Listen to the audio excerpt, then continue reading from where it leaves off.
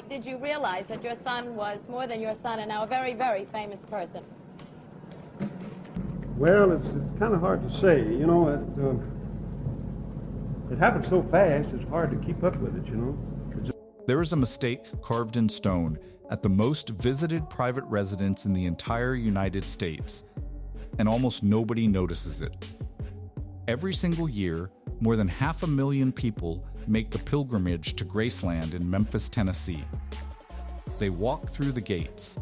They tour the jungle room and the gold records and the rhinestone jumpsuits. They file quietly into the meditation garden out back, where 4 graves sit side by side beneath the Tennessee sky: Vernon, Gladys, Minnie May, and at the center of it all, the man himself. They stand there with their phones out, some of them crying, some of them just staring, all of them in the presence of something that feels enormous and unfinished and sad in a way that's hard to name. And then they walk away. They go home. They tell people they visited Elvis's grave, and almost none of them ever catch it. The name on that bronze memorial plaque reads Elvis Aaron Presley. 2 A's. A-A-R-O-N. Now pull out a copy of Elvis Presley's birth certificate, the actual document filed on January 8, 1935 in Tupelo, Mississippi, the paper that made him legally real in the eyes of the state, and look at what it says. Elvis Aaron Presley. 1A. A-R-O-N.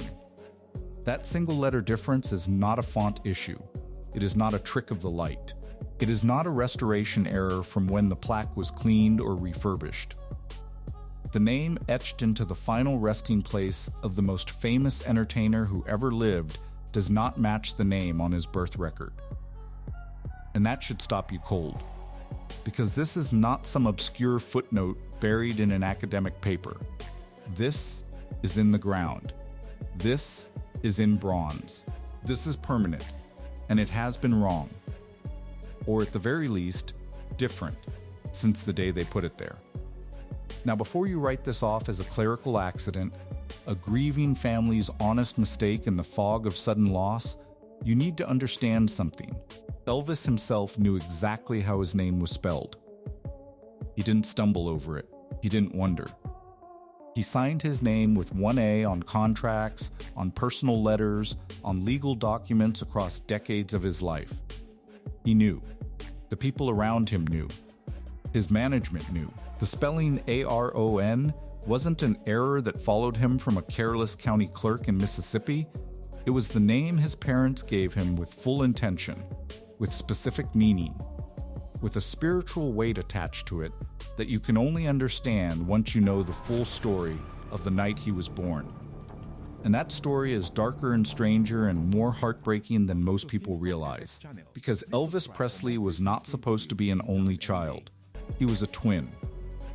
He came into the world roughly 35 minutes after his brother Jesse Garon Presley, who arrived still and silent and was buried in an unmarked grave before Elvis ever took his first breath. And those names, Garon and Aaron, were chosen to rhyme. Deliberately, poetically, as a way of binding these two boys together across whatever divide death had placed between them.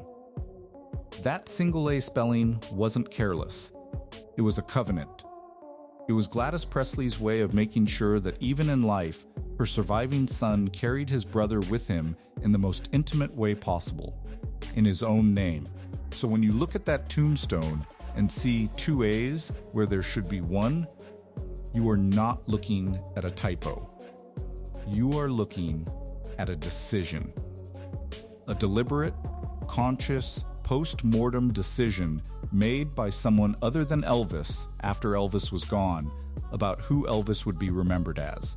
And that decision has a story behind it filled with grief, guilt, competing loyalties, legal complexity, and a father trying to do right by a son he'd already failed to save.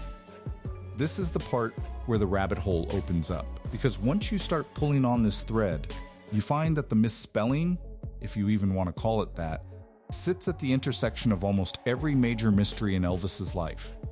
His relationship with his dead twin, his mother's consuming, suffocating love, his father's complicated role after Gladys died, his own identity crisis underneath the fame, and yes, even the conspiracy theories that insist to this day that the man in that grave isn't really there at all, theories that point to the name discrepancy as Exhibit A in the case that Elvis Presley staged his own death. That last part might sound like tabloid territory. And for a lot of people, it is. But the reason that theory has survived nearly 5 decades, the reason it still finds new believers every single year, is precisely because of the questions that start with that tombstone. Questions that don't have clean answers. Questions that lead you back, every single time, to a freezing night in January in a 2-room shotgun shack in Tupelo, Mississippi, where a woman in labor lost one son and held on to another like he was the only thing standing between her and the end of the world. To understand why that second A is there, you have to start there. You have to start with the boy who died before Elvis could even cry. Because Jesse Garon didn't just share a birthday with the king of rock and roll, he haunted him for the rest of his life. January 8th, 1935 was not a triumphant night in Tupelo, Mississippi. It was cold, and it was desperate, and it unfolded inside a house so small that the word house almost flatters it. Vernon and Gladys Presley lived in a shotgun shack on Old Saltillo Road. 2 rooms, no running water, no insulation worth mentioning, and no money for a hospital. When Gladys went into labor that night, Vernon called for Dr. William Robert Hunt, a local physician, and whatever help neighbors could offer. What nobody in that room was prepared for was twins. Jesse Garon Presley arrived first. And he did not breathe. He was stillborn, delivered into a silence that must have felt absolute, and in the chaos and the grief of that moment, Elvis Aaron Presley came into the world approximately 35 minutes later, screaming, breathing, alive in a way his brother never got to be. 2 boys, 1 heartbeat between them, and from that night forward, the shape of everything that followed was determined by that imbalance. 1 son in the ground, 1 son left to carry the weight of both. Jesse Garon was buried in an unmarked grave at Priceville Cemetery. The family couldn't afford a proper headstone. There was no service grand enough to mark the loss.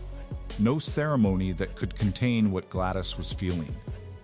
Because what Gladys was feeling wasn't something that had a name.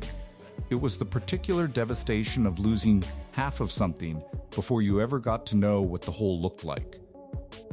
And rather than grieve Jesse in private, rather than fold that loss away somewhere quiet, Gladys did something that would shape her surviving son in ways he spent his entire life trying to understand.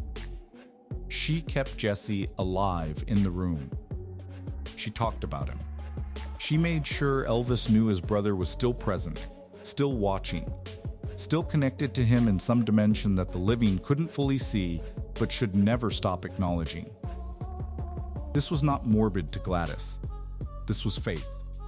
She was a deeply devoted Pentecostal woman who believed with her whole heart that death was not a wall, but a membrane, and that Jesse Garon had simply passed through it ahead of everyone else. She told Elvis that his brother was his guardian, that Jesse watched over him, that the reason Elvis had been given such extraordinary gifts, the voice, the magnetism, the strange electric quality that made rooms go quiet when he walked in, was because he was living for 2 people, not 1. He carried Jesse's portion of life along with his own. He was, in Gladys's theology, a kind of miracle twice over. You can imagine what that does to a child. To grow up being told you are the survivor of something sacred, that your very existence is a spiritual debt, that somewhere just beyond the visible world, a brother you never met is counting on you to make his unlived life mean something. It is an enormous thing to lay on a small boy. And Elvis, by every account from the people who knew him best, never stopped feeling it. Not when he was poor and unknown in Tupelo. Not when he was the most famous man in the world. Not on the nights in Graceland when he couldn't sleep and wandered the halls alone with a Bible and a head full of questions that fame had no answers for. Larry Geller, who served as Elvis's spiritual advisor, and close confidant through much of the 1960s and 70s, spoke at length about how frequently Elvis returned to the subject of Jessie. He didn't speak about his twin the way someone mentions a historical fact. He spoke about Jessie the way you speak about someone you are still in relationship with. He visited Priceville Cemetery. He stood at the unmarked ground where his brother lay, and he talked to him.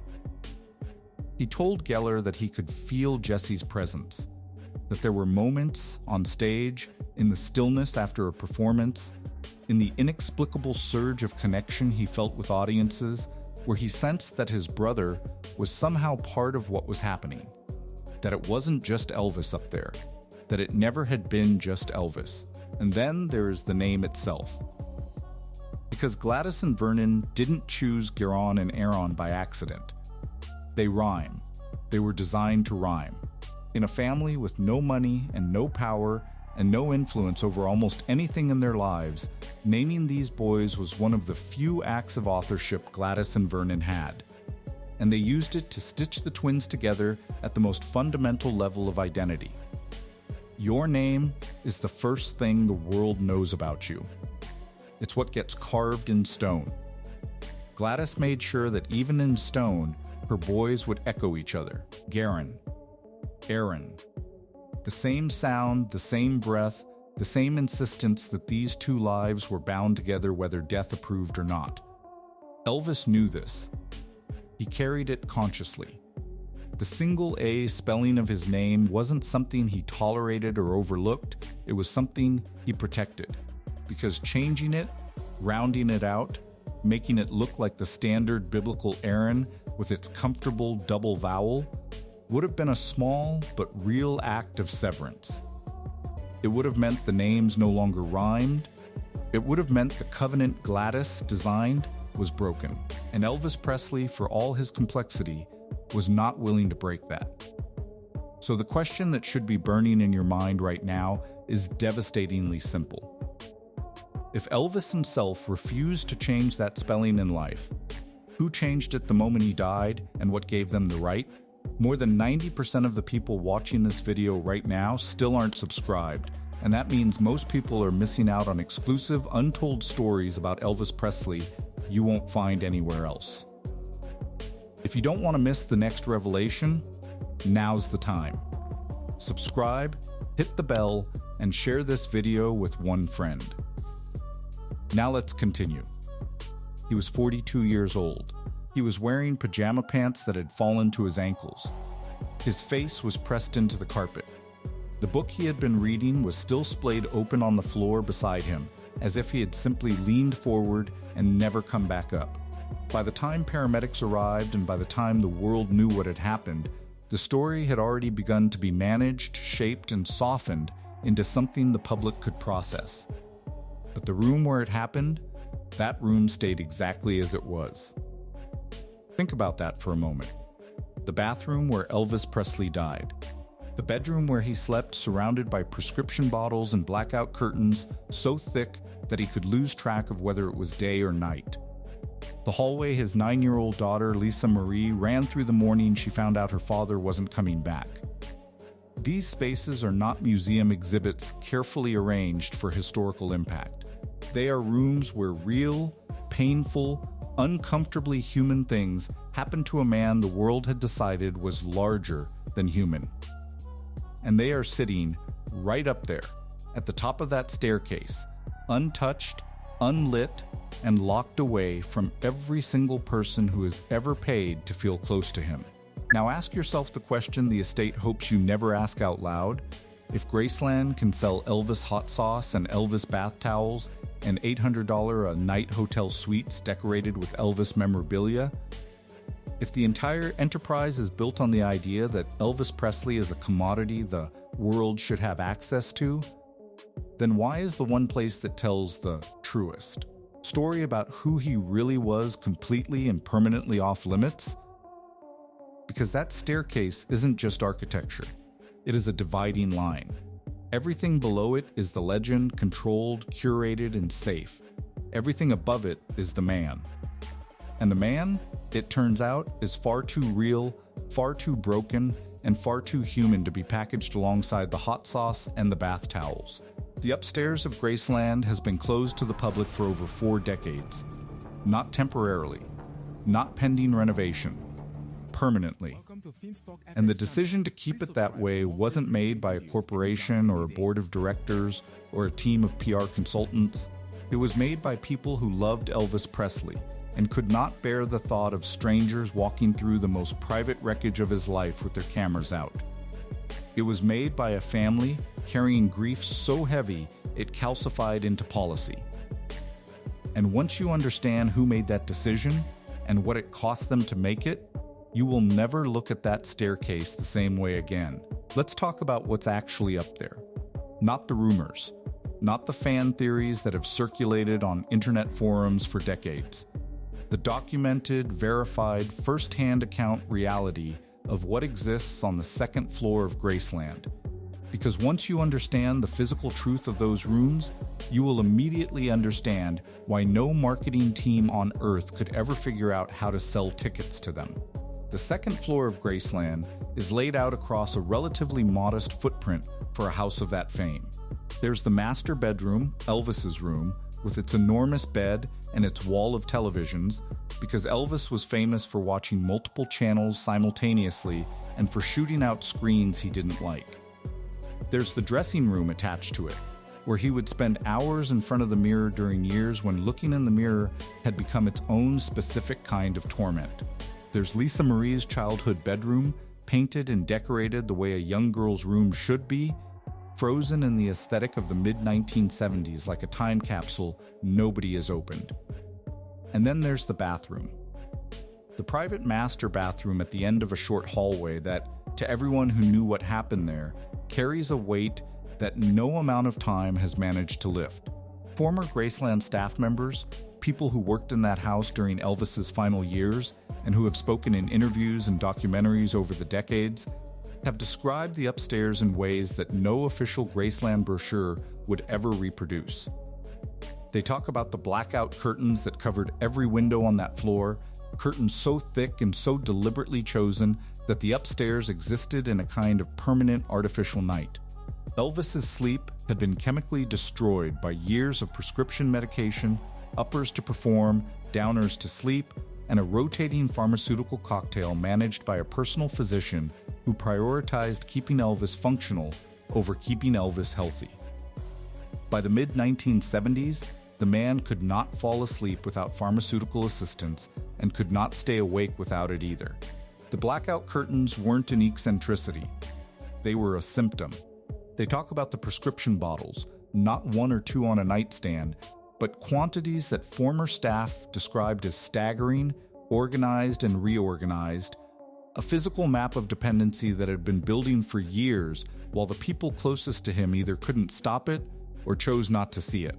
They talk about the scale in his dressing room that, according to multiple accounts, Elvis refused to look at directly in his final years. Because the man who had once been sculpted and magnetic and physically electric had watched his own body become something he no longer recognized. He weighed over 250 pounds when he died. Every single one of them was a casualty of one man's secret. Every single one of them paid a price for a lie they never knew existed. And Elvis paid the highest price of all. Not just in money, not just in creative freedom, but in the slow, grinding, invisible cost of being the most famous person in the world and somehow still feeling like the walls were getting closer. He deserved the world. He had earned the world in a way that very few human beings in the history of entertainment ever have. He had been performing in jumpsuits specifically redesigned to accommodate a body that the public was being carefully shielded from seeing clearly. The upstairs held the private evidence of everything the downstairs shows were designed to hide. And this is the core problem. The reason that no revenue crisis, no financial pressure, and no board meeting will ever result in those rooms being open to the public. Because what those rooms document is not the rise of a legend. They document the slow, painful, pharmaceutical collapse of a human being who was simultaneously one of the most famous people on the planet and one of the most profoundly isolated. Opening the upstairs of Graceland would not be like opening a museum. It would be like opening a... August 16th, 1977. Elvis Presley is found unresponsive on the bathroom floor of Graceland at 2:30 in the afternoon. He is 42 years old. By the time the ambulance arrives, by the time the doctors at Baptist Memorial Hospital deliver the news that the world is not ready to hear, the machinery of death has already begun moving. And machinery, once it starts, does not wait for grief to finish. Vernon Presley, Elvis's father, is now the executor of the estate. He is a man hollowed out by loss in a way that goes beyond the ordinary. He had already buried Gladys. He had already watched his son's health deteriorate through years of prescription drug dependency and physical decline, feeling helpless in the particular way that fathers feel helpless when their children are too famous and too powerful and too surrounded by enablers for a parent's voice to penetrate. And now Elvis is gone, and Vernon is standing in the wreckage of it, and someone has to make decisions. Someone has to choose the casket, the service, the flowers, the grave marker. Someone has to decide in the immediate, crushing aftermath of the worst day of his life how the king of rock and roll will be remembered in permanent bronze for as long as Graceland stands. Vernon chose two A's. Aaron. And the reasons behind that choice are layered in a way that resists any single clean explanation. The first theory, and the one most commonly offered by those close to the family, is that Vernon genuinely believed the single A spelling had always been a mistake. That what Gladys and Vernon intended when they named their son was the traditional biblical Aaron, Moses' brother, the high priest, the name drawn from scripture that a devout Southern family would naturally reach for. In this version of events, the birth certificate was simply wrong, a county clerk's careless transcription on a rushed night, and the tombstone was Vernon's quiet attempt to restore what he believed was the original intention. It sounds reasonable until you remember that Elvis spent 42 years signing his name with one A and never once moved to correct the record in any meaningful public way. The second theory is more clinical, but no less complicated. In 1966, Elvis did go through a legal process to formally change his middle name to the double A Aaron. The paperwork exists. The legal name change is real. Vernon, in this reading, was simply honoring the name his son had made official a decade earlier. But here is the wrinkle that makes that explanation unsatisfying. Elvis continued signing personal correspondence and documents with the single A spelling even after that legal change. He carried the legal name and the personal name as two separate things, and in every context that was his own to control, he chose Aaron. 1A. The rhyme. The covenant. The third theory is the one that takes the longest to sit with, because it is the most human and the most heartbreaking of all. Some Elvis historians and biographers have suggested that Vernon made the change deliberately, consciously, as an act of paternal love. That he looked at his dead son and decided that in death, Elvis deserved to rest as his own man. Not the surviving twin. Not the boy carrying Jesse Garon's ghost in the architecture of his own name.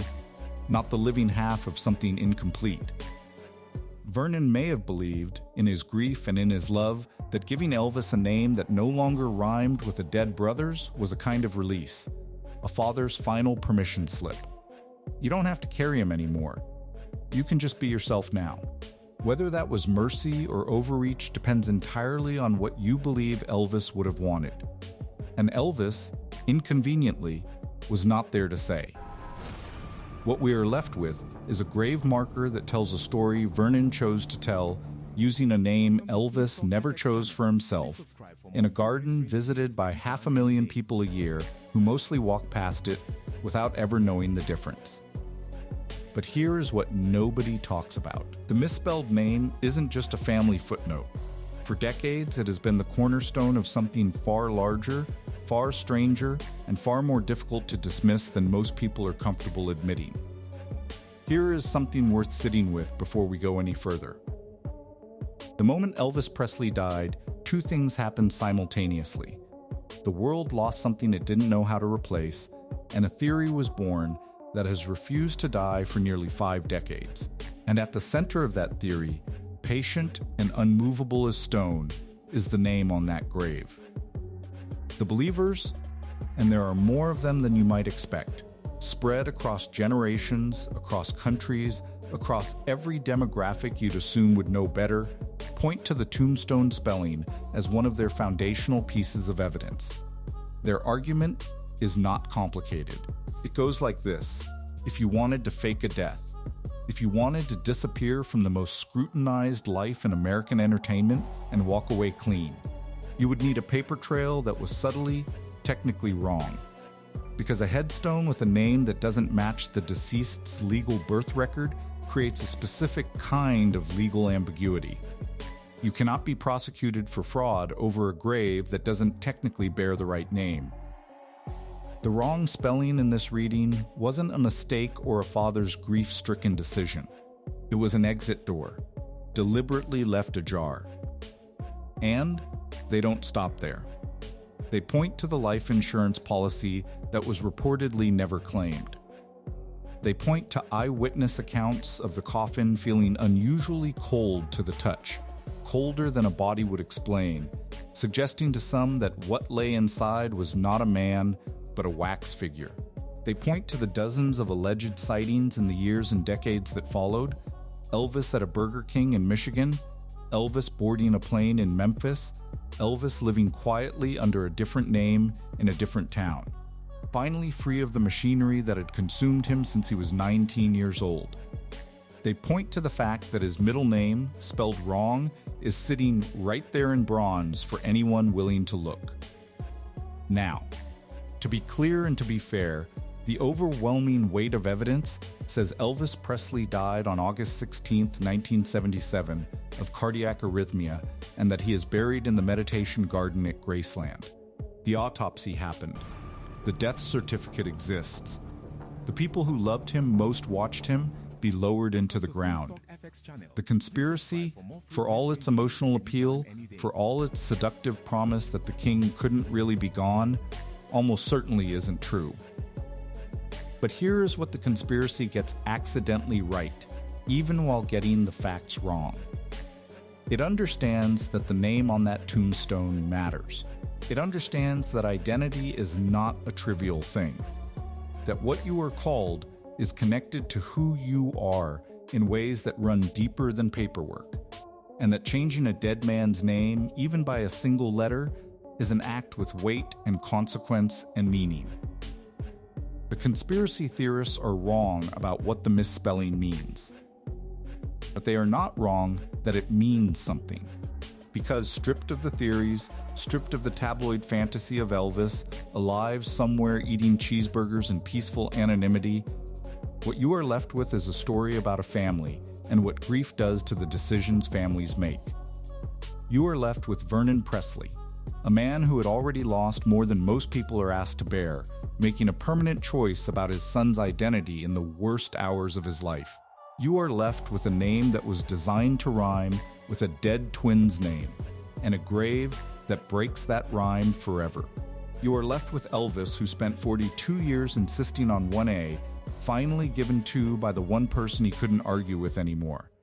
That is not a conspiracy.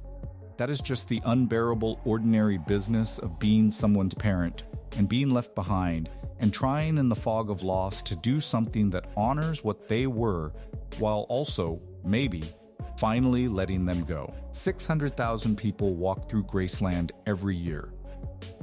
They stand in the meditation garden. They look at the name. Most of them feel something they can't quite articulate, some mixture of sadness and awe and the specific loneliness that comes from being in the presence of a life that was too large and too brief and too complicated to fully hold. And almost none of them notice the A. Almost none of them know that the name they're reading is not the name on the birth certificate. Almost none of them know about Jesse Garon, or Gladys's Covenant, or Vernon's impossible choice. But now, you do. And the next time someone mentions Elvis, the next time that name comes up the way it always does, because it always does, you'll know something most people don't. The king of rock and roll doesn't even have his own name on his grave. And depending on who you ask, that's either a father's final act of love or the saddest footnote in the history of American music. Maybe it's both. So here's what I want to know. Do you think Vernon made the right call, or should that tombstone carry the name Elvis chose for himself his whole life? Drop your answer in the comments below. And if this story got under your skin the way it got under mine, the next video is going to hit even harder.